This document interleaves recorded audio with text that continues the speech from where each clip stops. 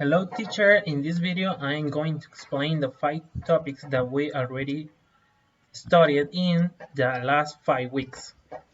The first one is the interaction with our students. Why is it important to we as teachers have a good interaction or relationship between our students and us. It is important because if we don't have a good relationship with them, they will be afraid to ask something because they can think that they are wrong, they are full, or something like that. In this concept, we have to be social with them. Why? Because our students, we know they don't know anything about English, or just know a little bit or a lot. But not all students will know the same, and some students are afraid because we don't give the opportunity to meet us better. In this case, we have to be more sociable and have a good relation between our students and us to force a good environment to work better with them. What kind of role I would like to be with my students?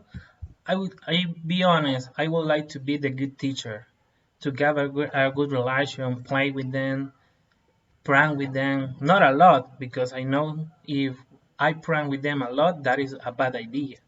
I know, but for me as a teacher, I would like to have a good, better, but very good relation with them because they will be like my other family.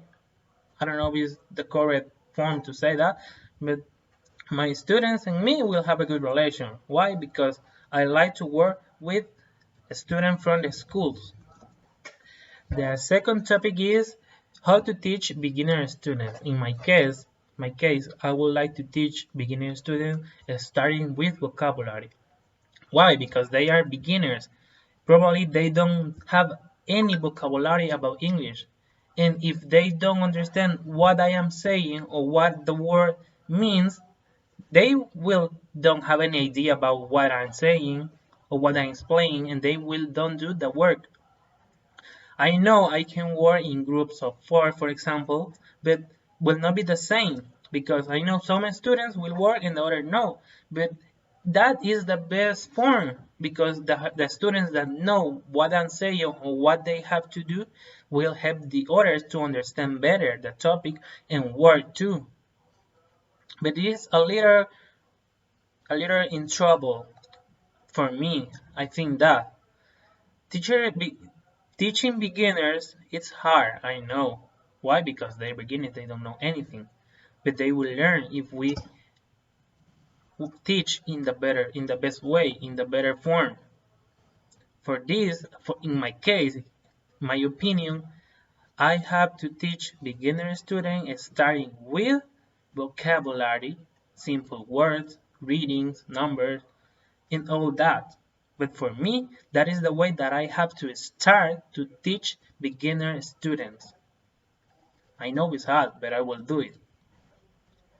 The next topic is vocabulary. As I said before, I would like to teach beginner students with vocabulary. And this topic is about vocabulary, teaching vocabulary. In this case, for me, teach vocabulary will be like starting with greetings, alphabet. In the alphabet, I can show a word in a flashcard. For example, I mean the letter A or the letter B, and they will tell me what they know with that letter. For example, with the letter A, apple. With the letter T, they can say tree. And in that way, I can still teach them vocabulary, and they will know a lot of vocabulary. They will learn a lot in this way.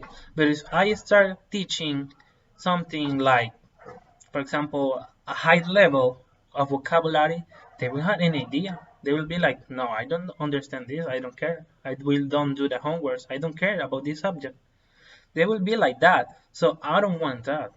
I want to learn vocabulary in the best way.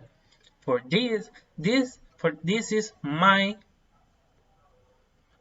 choose to teach vocabulary. Why this is my choice? Because I think that this is the best idea to teach vocabulary.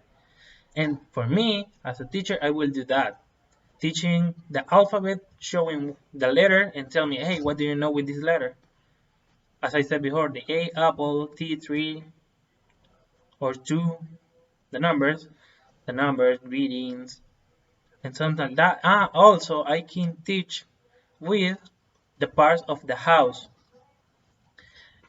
This is the next topic. Also, it's vocabulary. Another way that I can teach vocabulary to my students is translating the words. So, for example, I can give a list of words in a paper, in a chart, and there will be the word in English, the word in Spanish, and also can be how to pronunciate the word. And I can give a list of 50 words and I will tell to my students, hey, learn this. We're gonna use this vocabulary in all this semester. I can do like that. In this way, my students, I know not all the students will not learn the chart, but they will have to do it because that chart is what I will use in all the semester. In that way, my student will have the responsibility to work. The test will be about that words or that verbs can be too, because teach verbs is to teach vocabulary is that it's like the same, so I can do that. Another word is showing photos. I can show the photo of the elephant and I can put the number 3 and I will teach numbers and vocabulary at the same time. I will show the elephant, I will show the letter E, and I will show the number 3. It's just an example to mix two topics, but I can do that. And I can teach both subjects in the same time. I can do that. I can teach, in my case, I can teach with games. And I really would like to do it because the students, when you are playing a game, they want to win. If they want to win, they have to learn. And so I can use that to make all my students learn. I can make a play, for example, tic-tac-toe and make 2 teams, or yes, 2 teams. Or I can play the fastest of the classroom. I will say a word and they will have to write a sentence and then show me the sentence and I will say it is right. In this game I can tell, hey, I want the sentence with 5 or 4 or 6 words, and that will be a good sentence, and the student that must give me the sentence quickly, he will be the winner.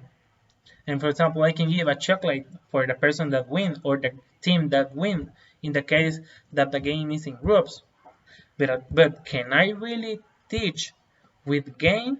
The answer is yes. I can teach with games.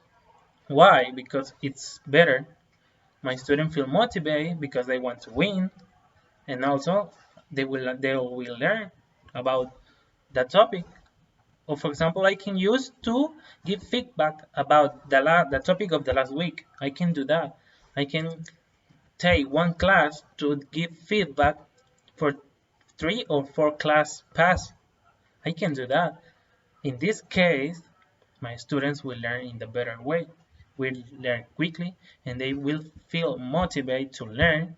Why? Because they are playing the game. They are playing, they want to win, and they learn.